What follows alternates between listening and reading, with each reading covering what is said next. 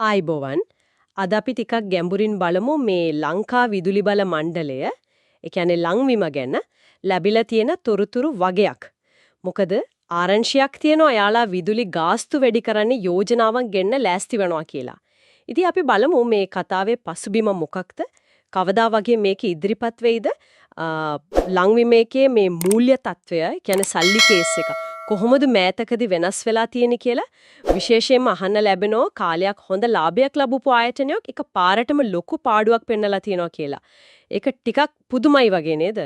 ඔව් ඒක තමයි මෙතන අවධානයට ලක් වෙන කාරණාව. ආරංචි මාර්ග වලින් කියවෙන්නේ නම් මේ ගාස්තු වැඩි කිරීමේ යෝජනාව සමහර විට හෙට අනිද්දා වගේ මහජන උපයෝගිතා කොමිසමට, ඒ කියන්නේ PUCL එකට බාර දෙයි කියලා.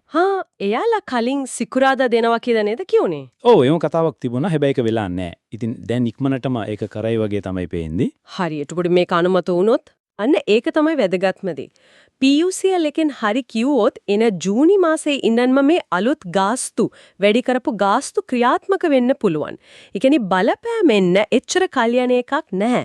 මෙන්න මෙතන තමයි වැඩි තියෙන්නේ. අපිට ලැබිලා තියෙන විදිහට ගිය මාර්තු වලින් ඉවරුණු කාර්තුව තියෙන්නේ. අන්න ඒ කාර්තුවේදී ලංවිමයකට රුපියල් බිලියන 18කටත් වඩා වැඩි පාඩුවක් වෙලා තියෙනවා. බිලියන 18ක්? ඔව්. බිලියන 18 ඉක්මවපු පාඩුවක්. ඒක සෑහෙන්න ලොකු ගාණක්. ඒක තමයි ඇත්තටම පුදුමයතන කාරණය. මොකද දන්නවද මේ පාඩුව එන්න කලින් ලංවිමේක දිගටම කාර්තු 5ක්. ඔව් කාර්තු 5ක් තිස්සේ ලාභය ලැබලා තියෙන්නේ. ඒ විතරක් නෙවෙයි මේ 2024 පළවෙනි කාර්තුවට, ඒ කියන්නේ ඔය පාඩුණු කාර්තුවටම එයාලා කලින් බලාපොරොත්තු වෙලා තියෙන්නේ රුපියල් බිලියන 84ක විතර ලාභයක්. මොකද්ද? බිලියන 84ක්. ඔව් බිලියන 84ක ලාභයක් බලාපොරොත්තු වෙච්ච කාර්තුව තමයි අන්තිමේදී බිලියන 18කට වඩා පාඩු වෙලා තියෙන්නේ. අප්පා ඒ කියන්නේ බිලියන 84ක ලාභ බලාපොරොත්තුවක ඉඳලා බිලියන 18ක පාඩුවකට වැටෙනවා. ඒක කොහොමද එහෙම වෙන්නේ? ඒක ලොකු පරතරයක් නේ. ඒක තමයි ප්‍රශ්නේ. සාමාන්‍යයෙන් මෙහෙම වෙන්න නම් එක්කෝ ඉන්ධන මිල වගේ දෙයක්, ඒ කියන්නේ යාළට පාලනය කරන්න බැරි බාහිර දෙයක් එකපාරටම ලොකුට වෙනස් වෙන්න ඕන. එහෙමත් නැත්නම් මොකකරන ලොකු මෙහෙයුම් වියදමක්.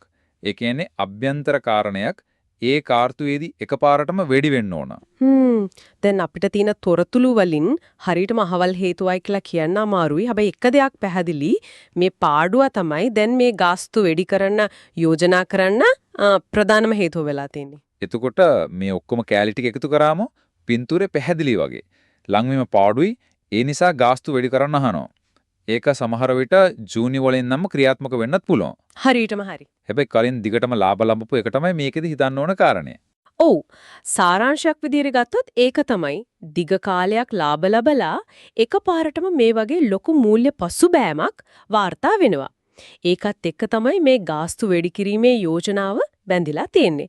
ඉතින් පොඩ්ඩක් දුරදිග බැලුවොත් මේ යෝජනාව අනුමත වුණොත් ඒකෙන් අපේ විදුලි බිලට මොන වගේ බලපෑමක් එයිද කියන එක ගැන හැමෝටම හිතන්න වෙන කාරණයක් වෙනවා. අවසාන වශයෙන් එතකොට හිතන්න දෙයක් ඉතුරු වෙනවා. එක දිගට කාර්තු 5ක් තිස්සේ ලාභ ලැබුව ආයතනයක් එකම කාර්තුවක් ඇතුළත බිලියන 84ක ලාභ බලාපොරොත්තුවක ඉඳලා බිලියන 18ක පාඩුවකට වැටෙන්න තරම් බලපාපු යටින් දිවෙන හේතුව මොනවද? අපිට මේ පේන දේවල් වලට එහා ගියපු මොකක් හරි ගිනුම් තැබීමේ ගැළපීමක්වත්ද? නැත්නම් වෙන මොනවාරි සැගවුණු කාරණාවක්ද? ඒක ඇත්තටම හොයලා බලන්න ඕන දෙයක් වගේ. ඔව් ඒක නම් හොයලා බලන්නම වෙන දෙයක්. මොකද මේ වෙනස සෑහෙනලු.